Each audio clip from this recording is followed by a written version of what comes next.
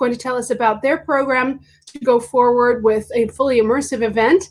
We also have Seth Schachner, who's from Strat Americas, who's going to talk to us about his lengthy experience in interactive and online content programming and the future for XR entertainment across platforms. And finally, but not least, Tyler Wilson joins us today to talk about sports marketing and XR. So to kick us off right now is Michel Reilhac. Michel, thank you so much for joining us. Hello. Now, you were one of the pioneers when it came to first launching an immersive summit at the VR Film Fest, the Venice Film Festival, and tell us about how it was to arrive at a conclusion to create a film festival dedicated to virtual reality and 360 programs and environments. What kind of decision-making process was that, and how long ago was that? The Venice Biennale is probably the oldest cultural institution in the world. It's publicly funded, and it works in visual arts, architecture, film, theater, music, and dance. And I started working with them, leading what is called the Biennale College, which is a residential workshop for filmmakers. And that was back in 2013. And at the time, I was focusing a lot on interactive storytelling. And that's when Oculus had its Kickstarter campaign. And then in 2014, they were purchased by Facebook. So I felt that this was going to be a major event, the advent of VR was going to be a major thing in the field of entertainment. So I started talking to the president of the Biennale and to the director of the film festival, telling them that we should get involved as Venice and we should just start experimenting with showing what artists were starting to make in the field. They gave me the possibility in 2016 to run a test program by opening a VR lounge, VR theater, where we showed a few pieces.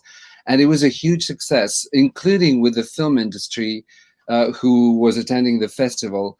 And so we decided that the year after, in 2017, we could go big.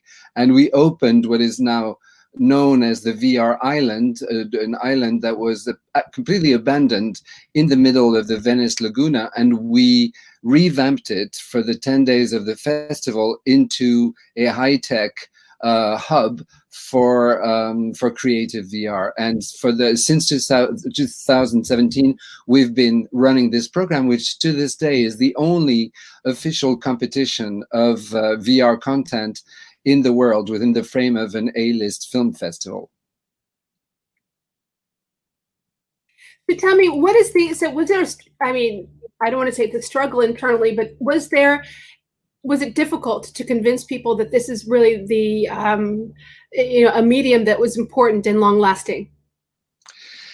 There was a lot of curiosity, and I would say that the business of the Biennale is artistic curiosity, and they've been showing this, but it is quite remarkable, and this is thanks to the creative mind of Alberto Barbera, the director of the film festival. They just were interested and intrigued. It wasn't that difficult. And then in 2016, as I was negotiating this, one of my first pieces that I made as a director, as a creator in VR, was selected at Sundance and was in the official selection of the VR content there at New Frontier. And so that allowed me, to just push my idea of starting this competition, because it became clear to the Venice team that it was going to happen indeed.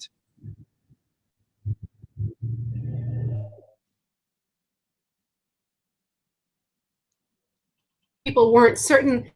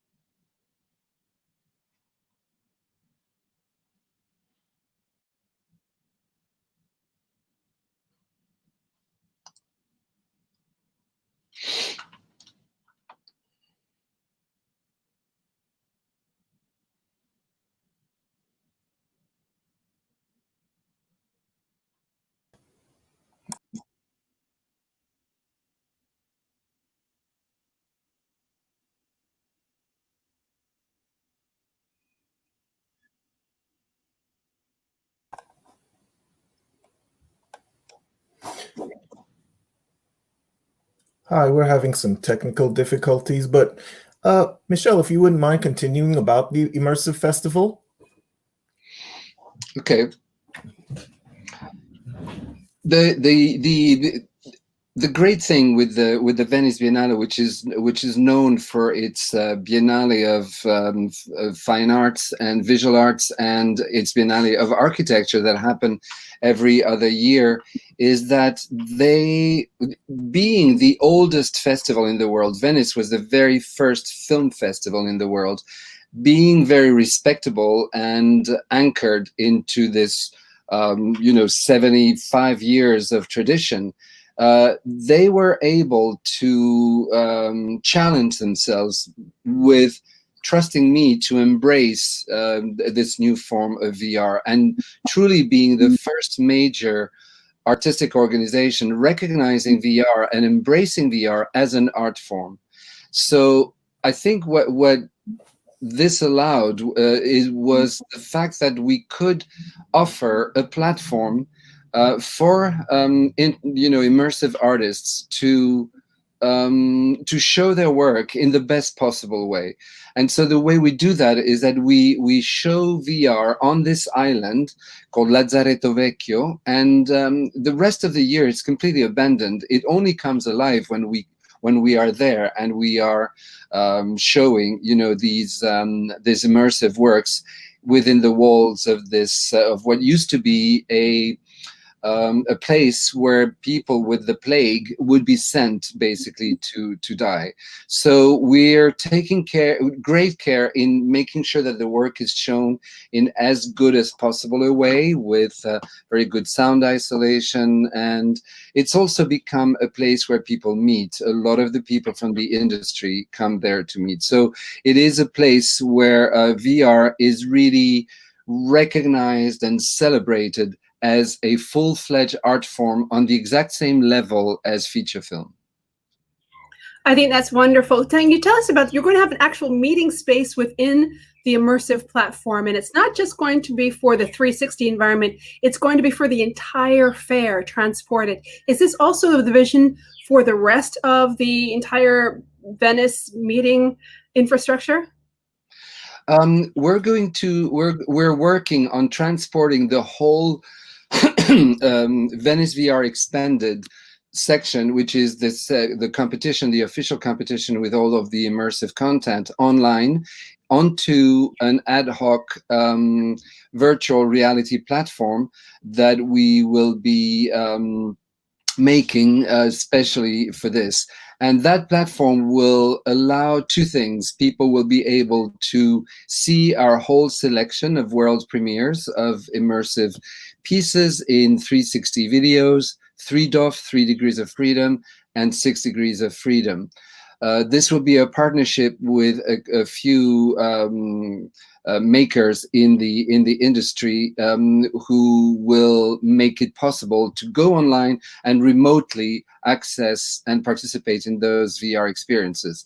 But it will also be a platform where meeting other people will be easy and available through avatars. The first thing you will do as you spawn into the platform will be choosing the avatar that you will want to have during your time on the platform, and you will be then taken to this place where you can either go maybe on the left to the social events, the panels, and the meetings, and just casually meeting people who are there, just like it happens on the island physically the other years.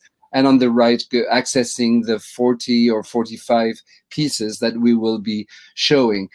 This is quite a challenge, transporting a whole live event into a platform. It's a challenge because there are so many social platforms in VR that are available today. You need to identify which is the one that will work the best for the specific needs that you may have. And there's no... Have you found it yet? Because there's so many. Yeah, it's very difficult. Everyone has their own specialty.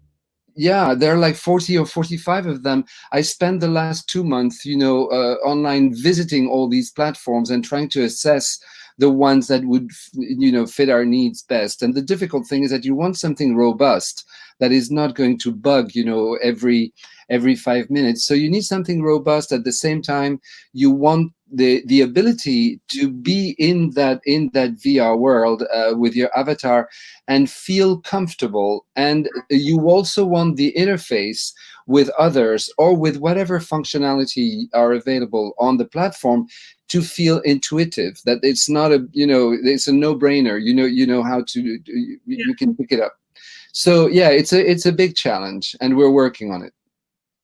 Well, I'm excited because you're the first ones to do this and to take a major brand and to commit to creating a parallel space. And you said in our previous conversations that this is a strategic and structural change for you as a brand, as a huge entity. I mean, you're as big as, say, Art Basel or any of the other big global conferences that's so well known. And it's really an industry staple. So I think the world will be watching to see your results, and I wish you the best of luck. Now, the Venice Biennial is scheduled to go live between the 2nd and the 12th of September. Is that correct? Are those the dates? That's correct. Yep. But just a word on what you said, Catherine.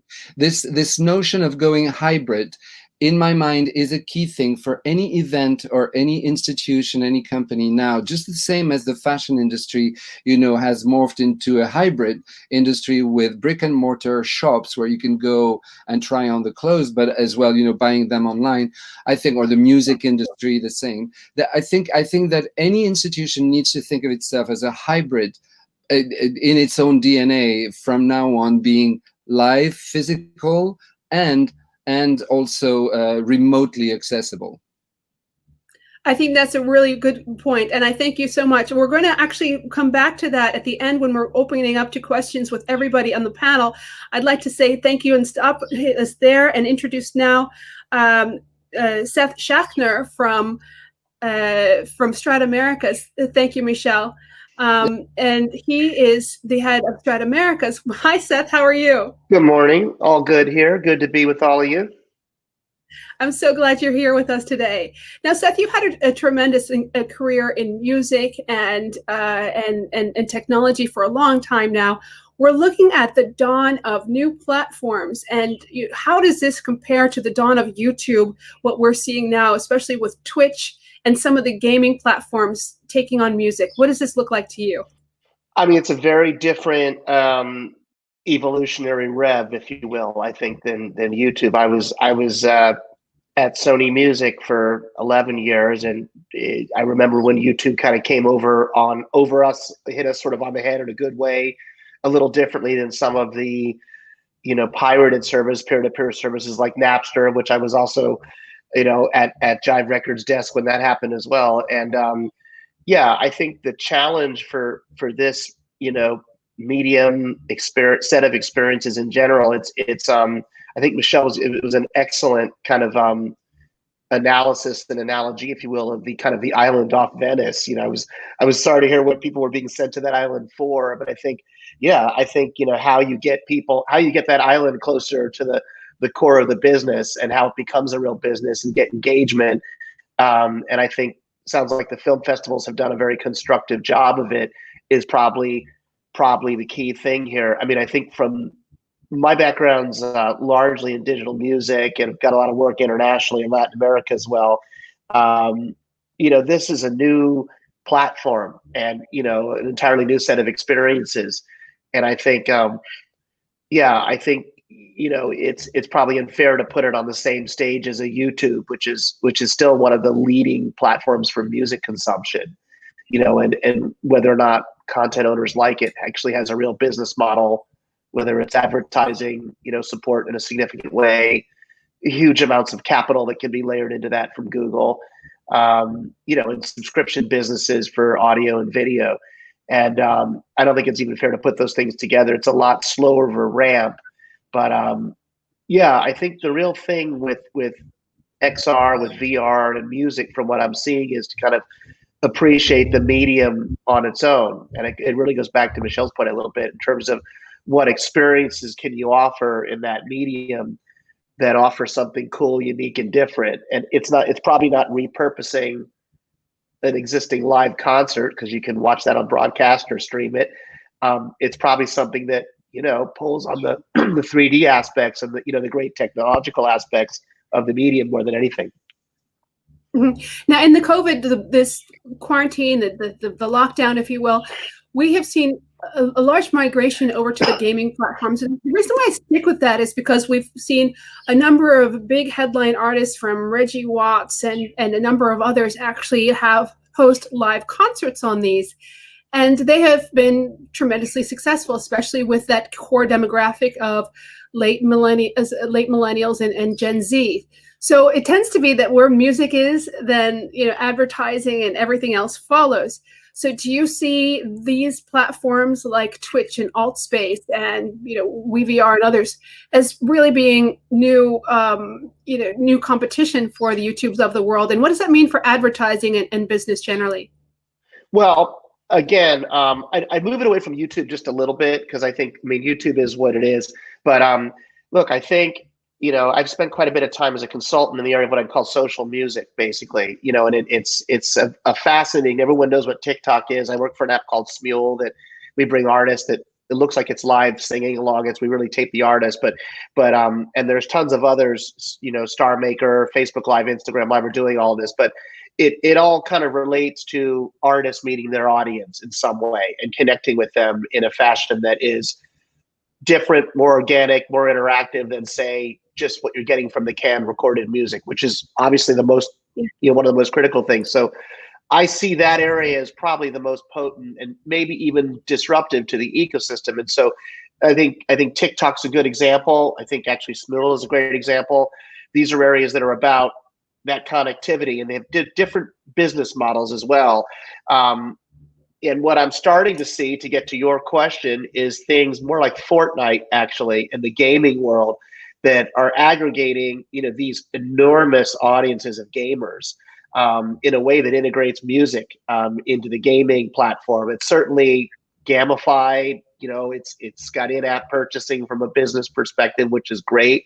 It's definitely got social components, and you're seeing, I think, music and artists integrated in the programming in a cool, different, contextual way. I mean, the Travis Scott thing that just happened a couple of weeks ago on Fortnite is probably the biggest and best example of this, where he did, the Travis Scott avatar, if you will, that appeared, right, was on a beach as a giant, figure. I think it was 4 or 5 tracks, one of which was a new single. So there's a breaking, promotional component of it.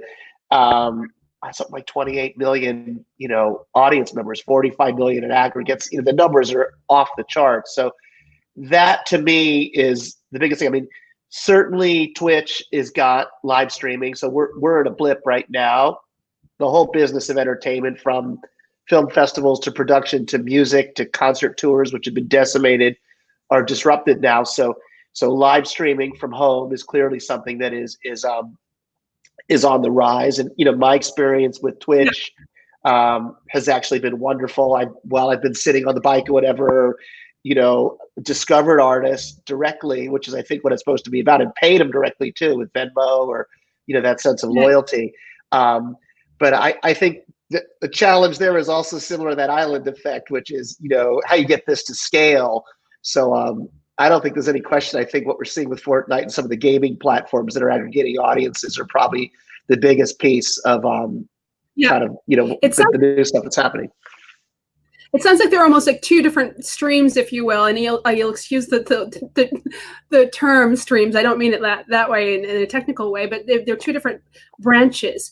So there's the TikTok, which really brings the interactivity that we're missing from Instagram and that fun feeling. I think that we're in a kind of a post-maximalist world in which people really want that connectivity. They want the realism. They want that moment together. And it also gives the sense of discovery because you can go through all these channels and discover amazing talent. And then on the other hand, you have the Fortnites and the alt spaces of the world that already have a captive audience. But, you know, again, during the pandemic, we've also seen a shift away from, say, some of the more hardcore violent games. I mean, Minecraft is effectively architecture, right?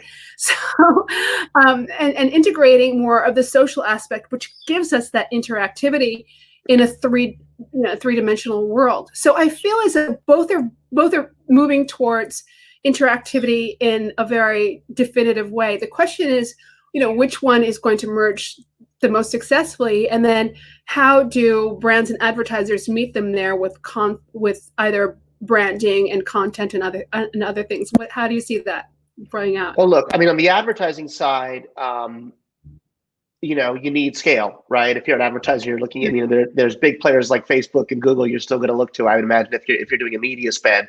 So I think you're really going to need scale. But I think some of these gaming players we're seeing with Fortnite, I mean, that's mostly about purchasing things in app, basically, which is a little different of a model. As are, by the way, some of the social media players, social music players I'm talking about don't even have advertising. They just are premium subscription models. So I think there's a little bit of a ways to go. I mean, I would couple things. I mean, so you know, NextVR is a platform here. I'm in LA in Southern California that's been around for a few years that I think had built a very impressive roster of sports programming, which we're going to get to in a bit. But also had dabbled a little bit in music. Now Apple just bought them. You know, and so I'm a business development person. You know, that's what my background is. How do you build digital media businesses, make them bigger, generate audience, generate revenue? And I think the real thing with this XR space that I've seen, I've worked for some audio technologies, 3D audio that are in the VR spaces. You know, it's sometimes hard to bring this up in a biz dev meeting because it doesn't have scale and it may not really produce immediate revenue, whether it's advertising or content revenue for a content owner. So it's sometimes hard to prioritize that if you're trying to get it through the clutter. Maybe this Apple acquisition of NextVR will be a really big game changer. You know, I mean, I know they built the business that I worked in, digital music, and they were a very big contributor to the building blocks of it in a very constructive way. So I think that's very positive. And if Apple brings out a headset or an AR strategy, you know, product component that popularizes this, then I think a lot of the questions you're asking are going to become clearer. You know, I mean, I think I'll just throw in something you didn't ask, but you know, we had a massive player for the last 4 or 5 years called Magic Leap that I think was billed as world changing, and you know, they've kind of pulled back, as I understand it, almost entirely from a consumer strategy and are being an enterprise player right now, which is very legitimate, but I think says something about these lines of content businesses that we're talking about developing here. So, you know, I'd look to see, you know, a big player coming in and popularizing this, you know, and bringing it out to the masses before some of those questions you're asking are really going to become clear. Yeah, I mean, I think the NextVR is definitely an exciting case study, and I'm looking forward to that really with anticipation. I guess, you know, as somebody who's working very closely in the strategy, talking about virtualization strategies with companies that are trying to figure out what all these different platforms. I mean, Michelle pointed out some of the challenges in even selecting platforms, where to meet and what to do in each one of these different platforms, and equally the social platforms, which are going to be the next default places to advertise, to congregate, to promote things, and what does that content look like?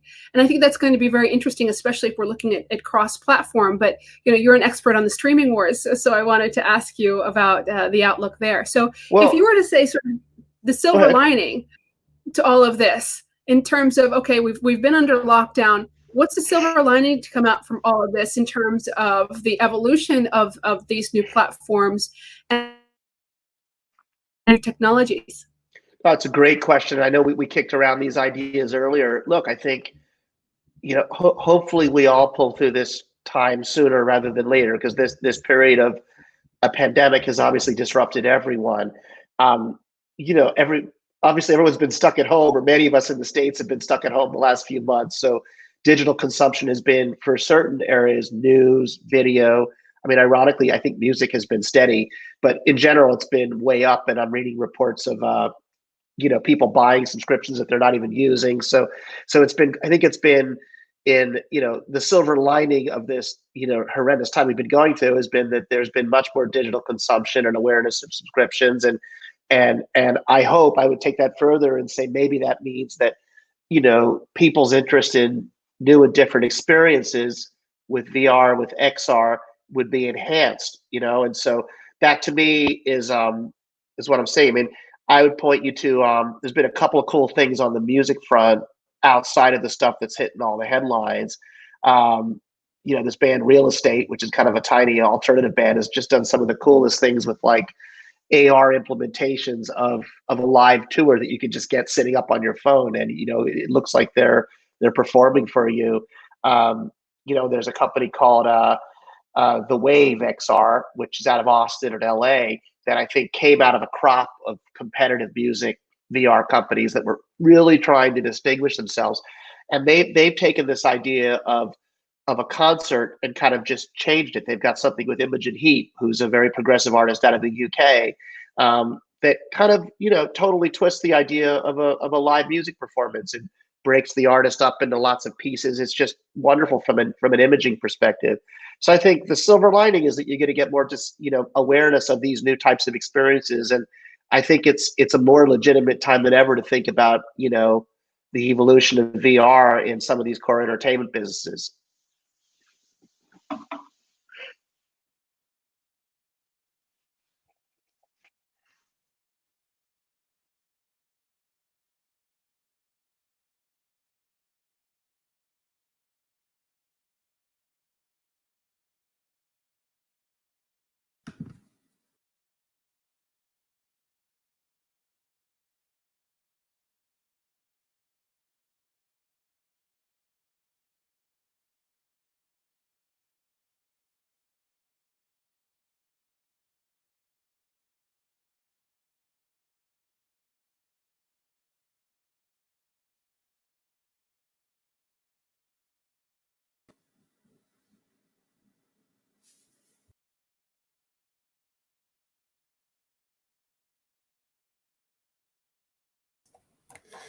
Hi, Seth. Still having a little problem, but you had posed a question earlier. So, which big tech titan do you think is likeliest to bring VR to the masses? Between Facebook, Apple, Microsoft, Amazon. Well, I mean, I'd love to maybe ask our audience that and hear what people say, but I kind of mentioned it earlier. A lot of my background's in digital music, and even with all the streaming wars and great services like Spotify and Amazon's doing some wonderful things with the Echo that people aren't always recognizing. I still think Apple has got a great track record of bringing some of these edgy new businesses to the market, basically. So I would probably look to them. That's just me. Be interesting to hear what others, my fellow panelists, have to say as well.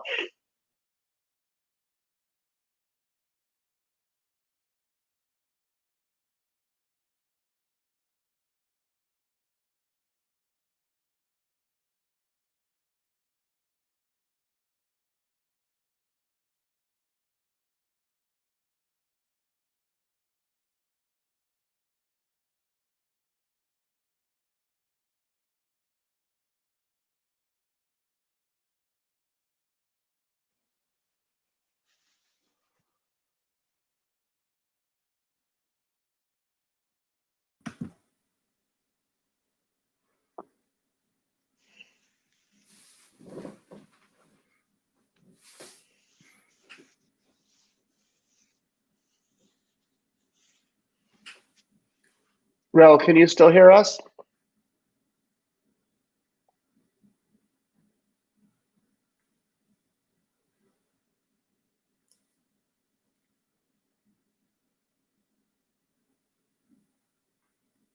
Yep, I can hear Seth. I can't hear anybody else.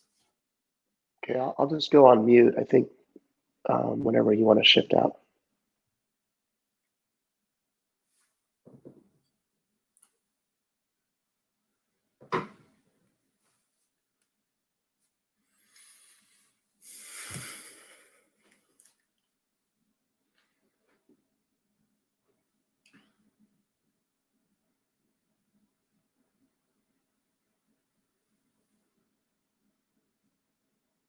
Ago, and they did all sorts of real cool gamification on the one hand through the app, as well as expanded the brand through live VR. And so I really see applications there for both sports as well as gaming and music. So any thoughts there? You'll excuse me if I keep popping out, but this is such the nature of 2D, and hence one of the reasons why I think that 3D is so much more fun. Was that question to me? Sorry, I just heard the very end. You just came in at the very end there, Catherine.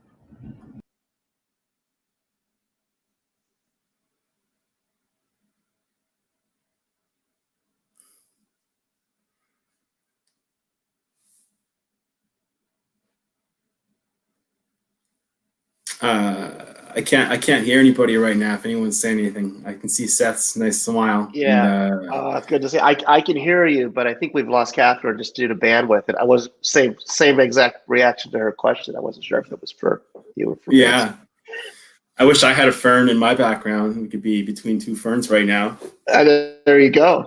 Where are you? You're in Seattle, right? Vancouver. Yeah, so just north, not too far, but nice little day on the West Coast, man. You're down in LA? Beautiful city up there. I am, man. Santa Monica. It's a beautiful city, Vancouver. I think we're on live, but hopefully we'll edit this. But I was planning to come up for the first VR, or the one last year, but we had fires here in LA. So. Oh yeah, totally, man. Yeah, no, that was a great event. I went. I spoke. I hosted the second day at the event. Very, very cool, very fun event. It's right. It's different being online this year, but I've enjoyed a lot of the talks so far for sure. But miss seeing some key people that normally come to these events for sure. Cool. Yeah. Let's see if we get Catherine back on. I'll put it on mute here for a second here. Yeah.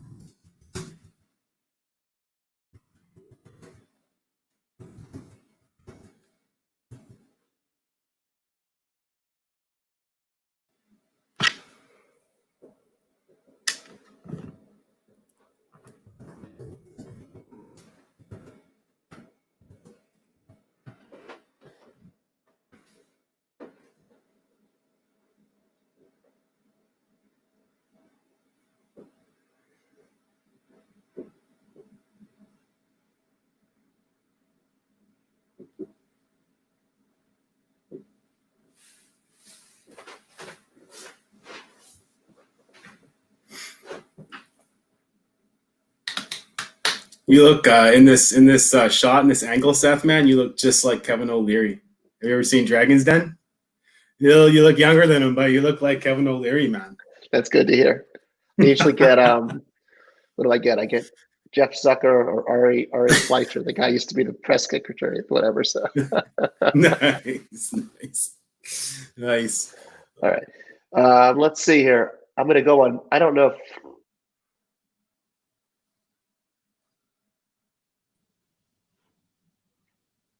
Hello.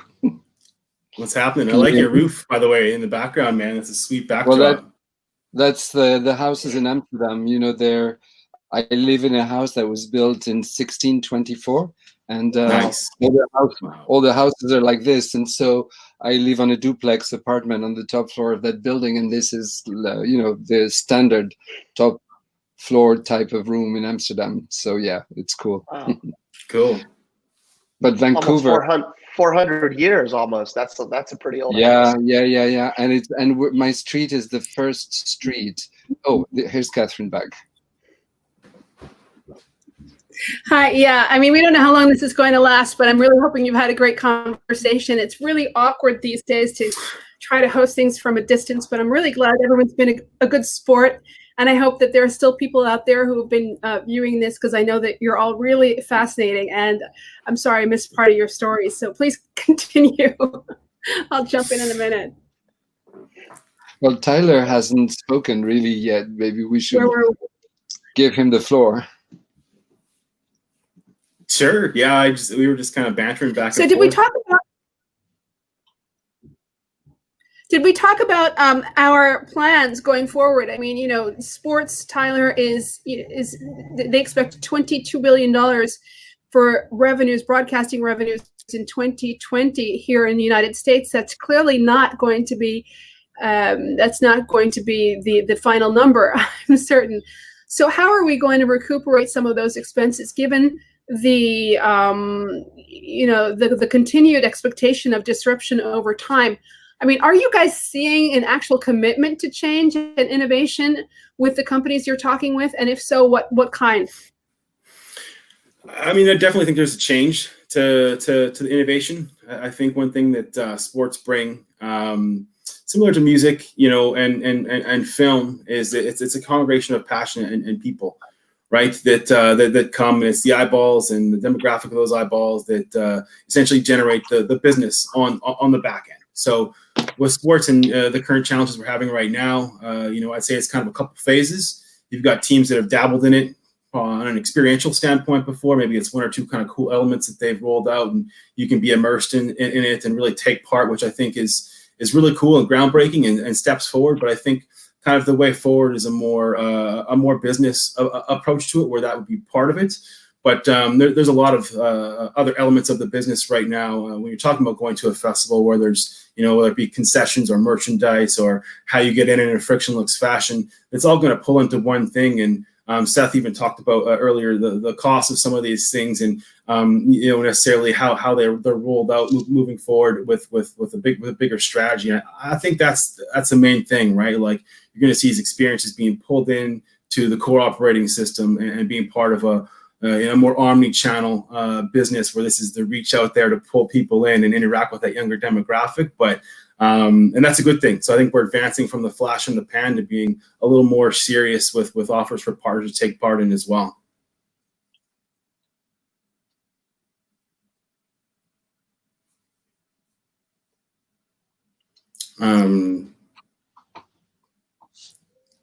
I think we lost the host. I can keep talking.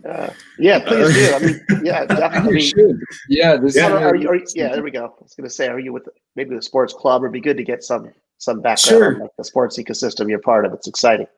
Sure, yeah. So I'm currently working on a club with them in Major League Soccer, so the Vancouver Whitecaps FC, Director of Strategic Partnerships and Innovation.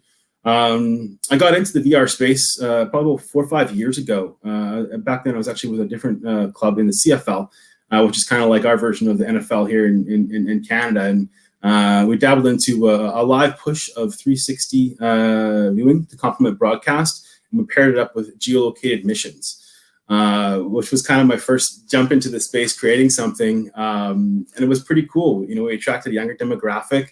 That was back in like 2016. We rolled it out, and we literally sent a videographer with the club, and it was in the locker room, in the huddle, touchdown celebrations, all these things, and we were pushing 360 to complement the broadcast. So when timeouts were on, and when there was stoppage and play, moments broadcast couldn't show, that was my gray area in the contract to go in and provide, more up close value for people that either had tickets or didn't have tickets. And, the geolocated kind of Pokemon Go portion was kind of cool. We brought, the heroes and figures into people's households, and we had blimps and drones ripping around the stadium that you interacted with, and I love it. Got to have different discounts, and it worked, and that kind of got me really into the space, seeing, wow, there's a definite business perspective from this. And, we sold the companies like 7-Eleven who hadn't touched the club prior. And, they rolled out a very similar thing the next year with the movie Deadpool, having geolocated missions with finding the character actually go to the 7-Eleven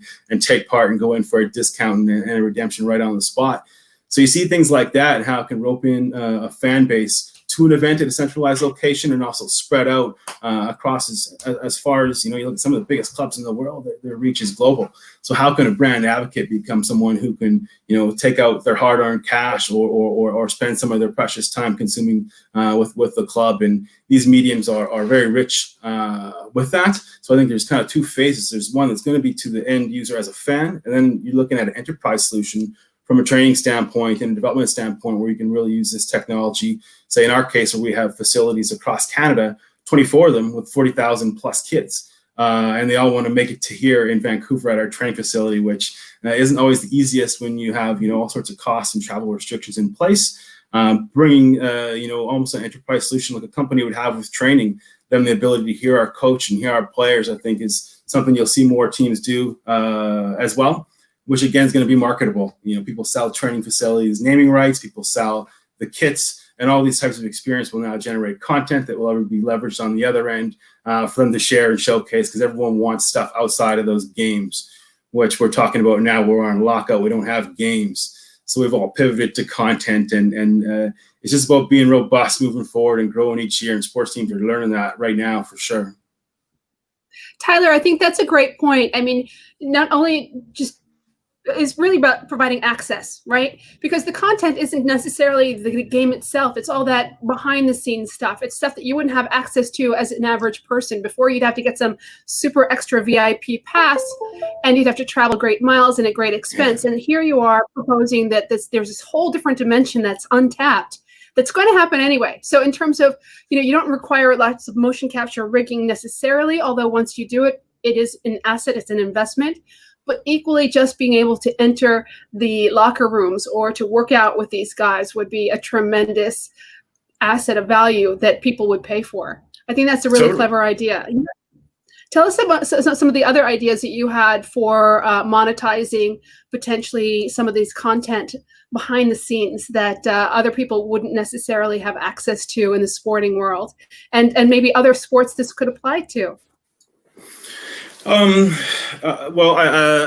think it's just I understand the question. It's so there's lots of ways. I mean, with esports right now, we've pivoted with the content. We talked a little bit about gaming platforms earlier and utilizing those in a concert. So we're taking, instead of a concert, we're having our MLS gamer, which is our pro gamer.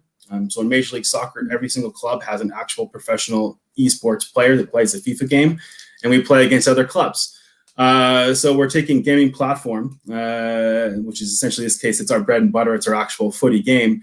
And we've started making real life elements that would happen on broadcast and in life happen on game. So we go through, we play a game, we have our starting 11, we have all these different elements that are normally paid for that we're literally layering into this broadcast, and sponsors are paying for it, and we're rolling it out. We're building kind of another set of assets, right? And I think when you look at this, there's lots of flash in the pans and really cool companies looking for POC out there. And man, they can get it easily by going to a team and allowing them to do something that's different. They can sell to a sponsor and generate some sort of ROI, but it's got to be bigger than that flash in the pan, which is why these content pieces with VR are really cool if you have that long-term vision, kind of, like how Michelle was talking earlier about the Venice Film Festival and that island they created and that yearly thing that people want to go to. There's all those outside elements that VR is like one little part of, right? And at the end of the day, no one's going to put a headset on for hours if it's just putting a headset on and see something cool. They got to be part of a fabric and a tribe and a culture. Exactly. And I think that goes back to Seth's point about these different spaces where people can be found. And I think that as these platforms emerge, people will start to realize where those demographics live. But equally, to your point, and I think it's a very valuable one, Tyler, is that this is about finding, creating what I call a virtualization strategy because I work a lot with clients who will say, I want what they have. And it's almost like this kid at school, you know, they see some fancy sneakers and you go, those sneakers don't suit you, or they're too big or whatever. And you say you're a runner and that person, is playing golf. So you have to really think about what really suits and what's that long-term architecture looks like, to Michelle's earlier point. Gentlemen, one thing we didn't cover, and I really want to get your perspective. We all want to talk about bringing people to the experience virtually. We haven't talked about, like the MSG Spheres project, or some of the location-based entertainment that we see everywhere from Paris with the Atelier des Lumières to the United States, where we've seen Artec House in Miami and New York and Washington, D.C. as a cultural center using lots of different XR, and Area 15, which is going to be one of the biggest XR multi-entertainment centers. And that is going to be a combination of many things. Do you see still an opportunity there? I mean, looking at Disney and theme parks, it feels like there's still a future for that. And that could be everything from culture to sports to music. How do you feel about these venues going forward? Any thoughts? Seth, start with you. I'll just raise one point, because we are looking into this, and which is a direct consequence of the COVID crisis, is the issue of hygiene. How do you, in location-based entertainment, if you're asking people to don headsets, one person after the other, you want to make sure that those headsets are sterilized. And right now, Cleanbox technology has solved that. Have you seen Cleanbox? No. Cleanbox is not ready. I mean, Cleanbox is a system that is designed to sterilize surgical equipment, right? Surgical tools that are made of metal with very single shapes. The problem with sterilizing headsets, it seems to be that the headsets is made of many plastic pieces and foam pieces, and with crevices and all kinds of things. And because we were considering buying the Cleanbox, and we read something that said basically it cannot guarantee 100% sterilization. I heard like 99%, so maybe it's different, because I've seen recent demos, but I'll take your word for it for now that's an issue. No, but all I'm saying is that this is a new issue, and it's a major one. I think a major concern for LBEs. Right. And but once that is solved, and it will be solved, of course, I think having premium experiences in location-based entertainment facilities will remain a key factor of development of our industry. It could also be something that's moving. I mean, in the sense that once you have all the equipment, whether you license it or you buy it, but it can actually go from city to city. It can go across countries. But some of these art tech houses, or these art spaces or interactive spaces like Area 15, are going to have, as I said, XR, so it would be wall projections. It could be, part performance like Meow Wolf, or it could be sports and entertainment. Have you guys, like MSG has this gaming thing? It's a dome that is one of the most exciting things I've ever demoed in my life, and I'm not a gamer. So have you guys tried any of these things? Is there anything that excites you? Well, Seth? We've been, in LA, we have something in downtown LA, our arts district, called 2-Bit Circus. And I'm glad Michelle, responded before I did, because I think, that question about hygiene, I'm not, I don't have expertise in that to professional degree, so I can't really speak about that, but that's certainly a really, really critical issue. But if I can kind of put the COVID-19 thing aside for a second, I mean, the LBE, the locations I've seen, I mean, those things are the real deal in terms of like the experience as well as the business model. I know, just taking my kids to 2-Bit Circus, I dropped several $100 really, really quickly on different forms of a la carte entertainment for them mostly, as well as how to drink myself, because there's a lot of other ways to entertain. And there were also, if I recall, kind of collaborative projection-based, gaming experiences with other people. So that made a really big difference on me, just in terms of impact on my thinking, in terms of, where these areas of XR, VR entertainment are viable. And yeah, I think once we get through probably those very critical questions about the pandemic and making them sterile and, clean and safe. We've got a friend, Joanna Popper, who's in it, who has specialized in location-based entertainment. And I know how bullish she and HP is on the area. And I think it's I think that's one of the real areas to look at that are super promising. So I'm bullish on it. Yeah. HTC has also been really active in this space, and I think one of the things, the models they've been looking at is really Asia. I mean, Japan has for a very long time had very successful arcades. I think China is really starting to take off because it becomes a community event as opposed to the isolation factor that so many people speak to when they talk about VR. And even with the inside out technology with Pico and other headsets, that's great. You get a sense that other people are there, but this is a nice combination of being able to do things with groups as well. Tyler, I wanted to talk to you about sports. I don't know if you've had any experience with XR gaming, especially this MSG Sphere that's being planned outside Las Vegas, or any other similar group events. But do you have any thoughts on the evolution of that for sporting and gaming? Yeah, I mean, I'm fortunate being the chairman of the committee for VRAR sports and esports. I get to see some really cool presentations every other week. And I've seen all kinds of things from computer learning, where they're literally digitizing what it would feel like to be dunked on by Michael Jordan is one of the examples that they've built, that you can walk around the court and see what it feels like to see that speed and athleticism move and look into the crowd. So they're recreating these moments. And, you've got everything from something so simple to things like that. But I think the main thing to keep in mind with sports is, kind of rule of thumb, the main thing's the main thing. So whatever you see moving forward is going to be part of that main thing. So if it's, a really crazy experience like that you want to have, maybe it's pregame or half or post, maybe it's something where you're going in and it's immersed and you're now getting a free kick, and you put a headset on and your heartbeat's flying, you hear the crowd go, you're in some space that's really like, Cirque du Soleil meets like XR, and you're feeling it, man, and your hairs rise on your arm. And this is something that you can do when you leave and you go, oh man, that's an appreciation for the event and the athleticism and the pressure these people go through. So feeling pressure, that could be something that you could do with this experience. And you can even sell to a corporate. Maybe now the corporate comes pre and they're trying to deal with pressure in tight situations. And this is something they do in the ticketing, one goes out and sells this to the corporate world and they fill a pregame. Now that's part of your business that's layered in, right? So you got to look at it as all part of it going back. Why not? I actually have to tell you, I did go for this MSG thing, and it was in Manhattan, and they invited us to a theater, and I had no idea what to expect. And we were doing this just against a curved screen. So it wasn't the entire space, but I've been to like the planetarium, so I get where this is going.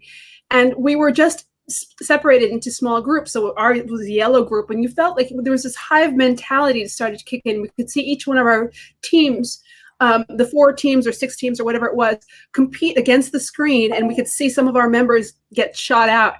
And people would literally stand up and like scream at other people. They got so moved by this. And these were groups of strangers, by the way. But it was such a sense of adrenaline and excitement. And I'm not a gamer. And so if I got this much into it, it wasn't me who was standing up and screaming. But Tyler, to your point, it can be really, really riveting stuff. And I can see it being applied to your point, to getting people revved up for the next sales meeting, to really just doing really cool competitive sports and getting, or even like, having to answer things, maybe it could be intellectual or some sort of trivia game. Who knows? I just think that there are some really exciting opportunities. Totally. One thing, Michelle, we were talking about silver linings. I'd like to get your silver lining from these past couple of months. Is there something that you say, we walked away from this and we think, well, at least we got this, something good came out of it? Any thoughts about silver linings? Well, the major silver lining of all this is really making us all fully appreciate the value of real life interaction, and by consequence, and social interaction. So by consequence of that, it really made me question, where does VR stand in comparison to this need? I mean, we're social animals, as we know, and we need this physical dimension in our lives, and we've been missing it in this lockdown. So it really rose the question for me, so what's the point of VR? And I really completely realized that if you look at VR as an entertainment, whether it's for sports or for knowledge or for pure entertainment, it provides something that physical reality cannot provide. So it's another reality, it's another experience that's very full. But I've been having these discussions with social platforms, about what it is they do, and I've been struck by the fact that a lot of people who are not in the business, directly in the business of VR, are very fearful of those social platforms because they see them as a proposition to replace direct interaction in the physical world. And I came to realize that it wasn't about that. It is the next best thing after reality when you cannot have physical reality like we had in the lockdown, or when you're separated, from the people you love or your friends. So this notion that VR is actually enriching our experience, and making it a fuller option, so that when you're not able in a position, to be physically present to one another, then VR comes in and is really the next best thing.